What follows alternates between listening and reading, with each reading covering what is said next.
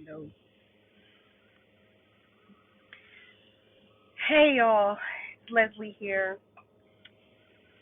It's been a couple of weeks or so since I've done live. I promise you, I'm working on getting more consistent. I'm bringing back. One of the word discipline. Bringing discipline back. That's definitely something that is in effect. It really is in effect. Discipline in a number of areas.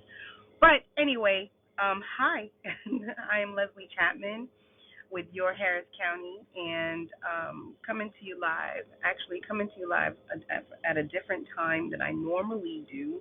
But what's normal? I'm still trying to figure out what my new normal is regarding um, videos because a lot's been going on business wise, which is good, but I'm having to adjust. But I think it's more important to be consistent and just have a presence out there, and we'll figure out the time. I mean, my goal was doing it 1 o'clock, but then that wasn't working out, and so the goal is, but to be out there because once it's live, it's out there, it's stored, and then I can do whatever I want to do with that video, download it, put it on YouTube, things like that. Oops, did I say YouTube? Yes, I said YouTube.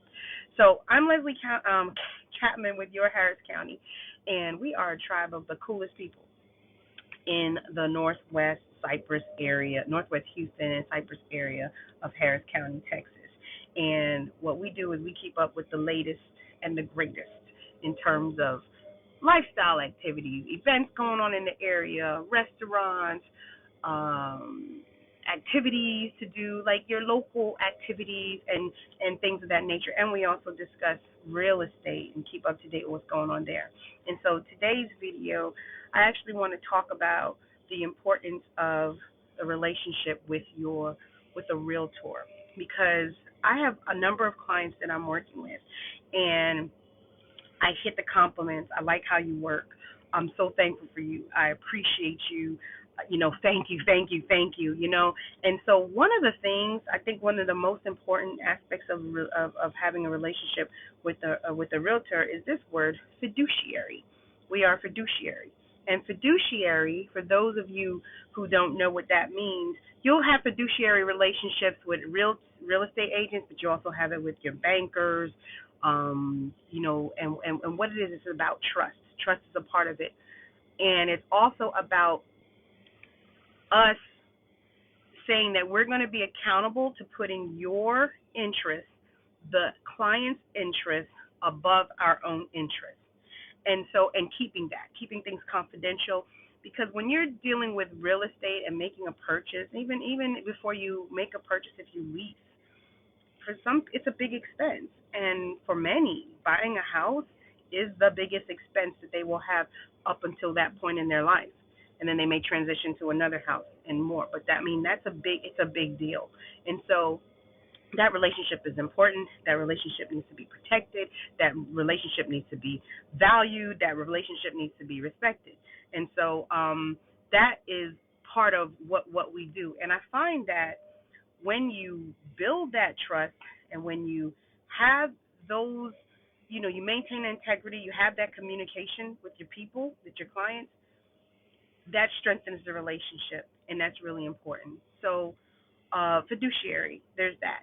I think another point about the real estate agent and having a good relationship with one is, over time, you build trust.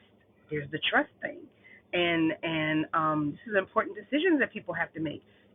I have a client who just signed a lease, 5-year lease agreement for a commercial. That's a big deal. They're going into business, 5-year commitment, big deal. Even if it's a 3-year or a 2-year commitment, that's a big deal. And so to have someone where the assurance is there, the trust is there, that relationship is protected, and that me as the agent or anyone as the agent or good agent will know where they are, know how they're feeling, can help ease some of the anxiety. That's awesome. Realtors in Texas have a lot of paperwork that they have to muddle through. When clients see all that, they need someone to whittle through that. They need someone that can explain that to them, make it easy for them, ease the overwhelm. That's what a good relationship or a good realtor will do. And so when you have all of that, You have the trust. There's assurances in place. You can ease anxiety. I think it makes for an overall much more better experience. That's not to say that adverse things won't come during a transaction, because they happen. They happen. They actually happened last night, and the realtor is there, can jump in there, at least the way I do it, jump in there and be the buffer for the client. So my client didn't even really know what transpired, but I went in there. I was like, no, my client has done A, B, and C, and so can you do this, or can this person do that, so that we can, because I don't think it's fair for my client to have to do that right now. My client didn't even know that I did that, but go to bat for your client on their behalf. And so I know some may be thinking, realtors, do we really need them? But you do. You do need them. You do need them, because you need a champion, you need an advocate, you need someone who will explain paperwork to you so you know what you're signing. You need someone who can be that buffer, who can have conversations that you would rather not have, and let them have it. Let them be the one that jumps in there, and then they can relay to you, what information that you need. You need someone that's going to understand your position and what your expectations are, and advocate for those items when you're in a transaction. So just wanted to, I don't know, I just felt the need to just say about realtors and what happens. And one point, side note, in terms of commission, for the most part in Texas, the commission when you're doing deals really is based on the seller. And so they come up with the commission. And so if you're the selling agent, they state whatever the commission is. You're normally 6%. And then if another agent is representing the buyer, they're actually a sub-agent to the selling agent. So the buyer agent is bringing someone, and the buyer's agent will get a split of the commission from the selling agent. So I want to say that because I think if you have real estate brokerages involved in transactions, some of us may not understand that. If you are, like, let's say you get me and I represent you, you're looking for a place to lease or you're looking for a house to buy, that commission most likely will be paid by the seller. Now, where it's different is if there is no other broker on the other side. So let's say you get me to represent you as a buying agent, but it's a for sale by owner. Then there'll need to be other conversations that need to be had to see where the commission would come from. But for the most part, standard transactions, when there are two brokerages involved, the commission for the real estate agents comes from the selling agent side. So I just wanted to put that out there because some people may be wanting to stay away from realtors because they're like, I don't have the money to pay them, blah, blah, blah, so let me do all this and all that. And yes, you can find stuff online. No doubt. You can. There's filters and all that, but when you get the forms, you know what you're signing.